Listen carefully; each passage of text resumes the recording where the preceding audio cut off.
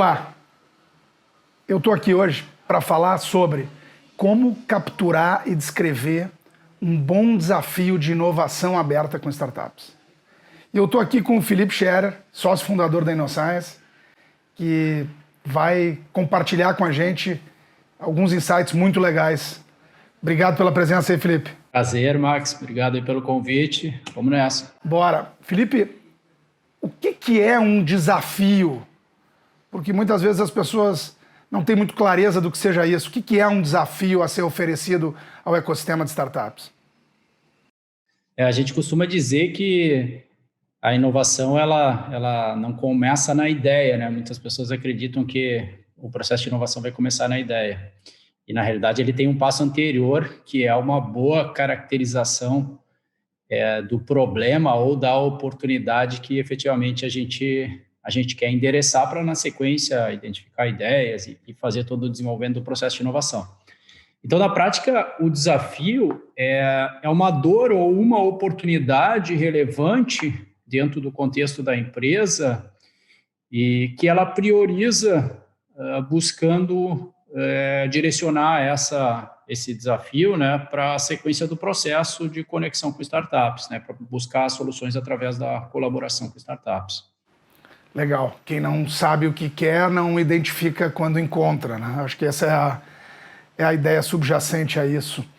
E dentro da empresa há diferentes formas, né, Felipe, de identificar e capturar esses desafios. Tu poderia relatar as principais formas que a gente tem usado para isso e que podem ser úteis para quem vive esse mesmo contexto? Claro. Antes, efetivamente, de entrar aí nas formas que são viáveis de identificar esses desafios, acho que é importante ressaltar assim, qual é a relevância de um bom desafio, né? Porque, de certa forma, a gente comentou ali, existem diferentes maneiras de enxergar o desafio, né, como um problema ou uma oportunidade, mas, sobretudo, a gente precisa entender que essa oportunidade ou essa dor, ela precisa ser algo relevante para o negócio, estrategicamente conectado com a visão e o que o negócio enxerga como o seu futuro. Falando especificamente aí das formas de capturar desafios, na prática a gente realiza isso de 4 maneiras. A gente tem um formato que a gente chama do formato top-down, que é quando a alta gestão sinaliza para a organização quais são efetivamente os desafios a serem colocados na agenda, e aí depois a estrutura, as áreas acabam desdobrando a descrição desses desafios. Então, esse é o modelo que a gente chama o modelo top-down.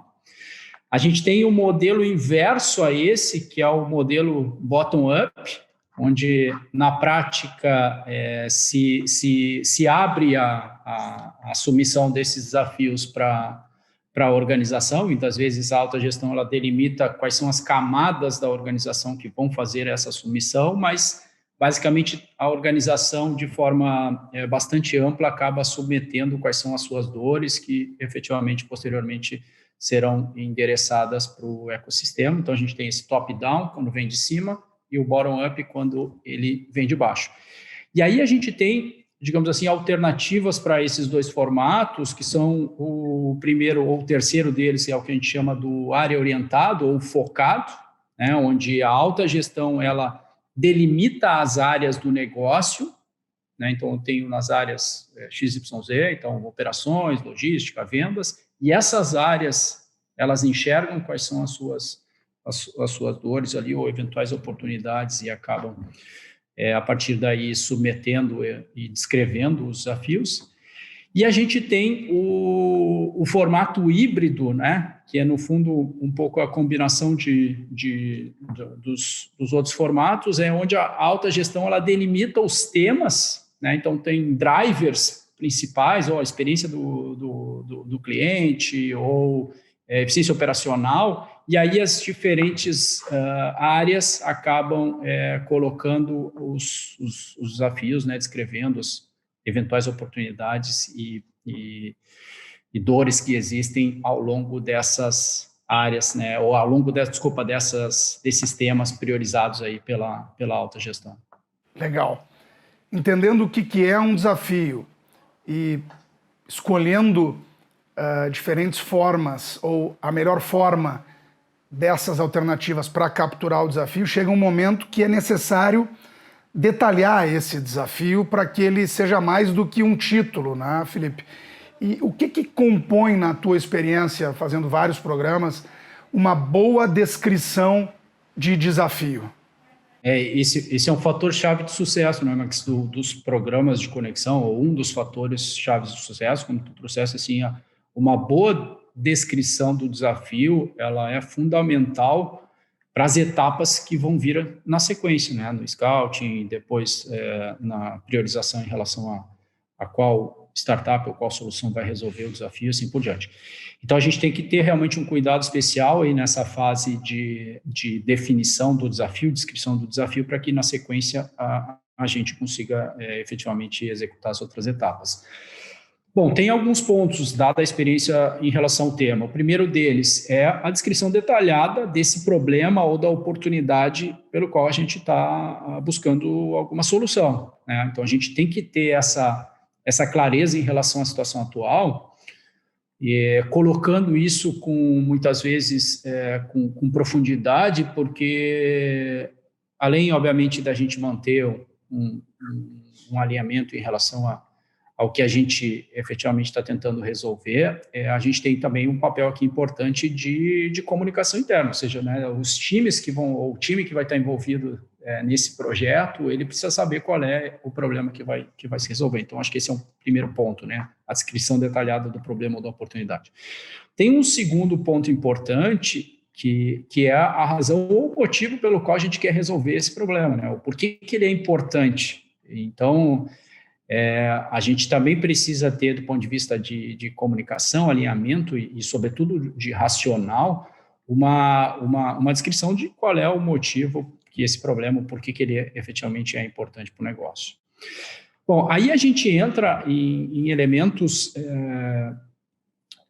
um pouquinho mais amplos do ponto de vista de projetar o cenário futuro. Então, se a gente falou os dois primeiros tópicos, eles lidam bastante com a situação atual. Os próximos tópicos, eles lidam com a situação futura ou a situação desejada. E aí a gente entra, então, num terceiro elemento que está relacionado com os resultados esperados com essa solução que, na sequência, vai ser buscada e desenvolvida. Então, assim, o que eu estou buscando como resultado ao final desse processo de conexão com startups? Além disso, a pessoa que está descrevendo, ou o time que está descrevendo o desafio, é importante que ela traga alguns requisitos que ela considera como inegociáveis, assim, quais são alguns elementos aí da busca pela solução, dessa futura solução, que necessariamente a solução precisa conter. Então, assim, isso aqui eu não posso abrir mão, seja do ponto de vista de nível de serviço, seja do ponto de vista de segurança, seja do ponto de vista de experiência, seja lá o que for esses requisitos, eles precisam estar aqui descritos. Ainda a gente traz um ponto que é interessante, que é o que não está valendo como possível solução para esse desafio que está posto, né? E aí é interessante porque muitas vezes soluções ou iniciativas prévias já foram testadas e vale a pena trazer aqui, né? Dizendo, isso aqui, essa tecnologia aqui, ela não está valendo porque ela não conversa com o nosso sistema, ou efetivamente a gente tem já isso implementado, ou efetivamente o nosso cliente ou o alvo dessa solução, ela não trabalha com aquilo, seja lá qual for a restrição, efetivamente, que precisa ser colocada aqui no que não está valendo. E, finalmente, né, Max, eu acho que um ponto aqui que muitas vezes também passa despercebido nessa descrição do desafio, que é o sponsor e o time. Ou seja, quem vai ser o sponsor e qual é o time previsto para executar essa solução. Porque, querendo ou não, no frigir dos ovos é trabalho em conjunto que tem que ser feito com a startup, né? A corporação e a startup. A gente precisa de um time na corporação e a gente precisa de um time na startup trabalhando junto. Não é um outsourcing pleno, né? Ou seja, a solução ela não vai ser colocada como uma caixa dentro do contexto da empresa e sair funcionando. Vai ter que ser uma solução construída a 4 mãos. Legal, muito legal, Felipe. Então, eu penso que 3 temas que o Felipe enfatizou nesse vídeo sobre captura e descrição de desafios. Primeiro, entender o que é um desafio. O desafio é um problema e uma oportunidade. Ele não é uma ideia especificada como uma RFP, por exemplo, né? uma requisição de proposta para um desenvolvimento sob medida que normalmente é feito com uma fábrica de software ou com outro tipo de potencial fornecedor. Segundo, o Felipe listou 4 mecanismos de captura desses potenciais desafios, que pode ser escolhido para a melhor seleção de um desafio relevante para a empresa. E por fim, o Felipe descreveu aquilo que deve conter na descrição, com perdão da redundância, do desafio. Tanto a situação atual como parâmetros e condições de contorno das características de uma eventual solução.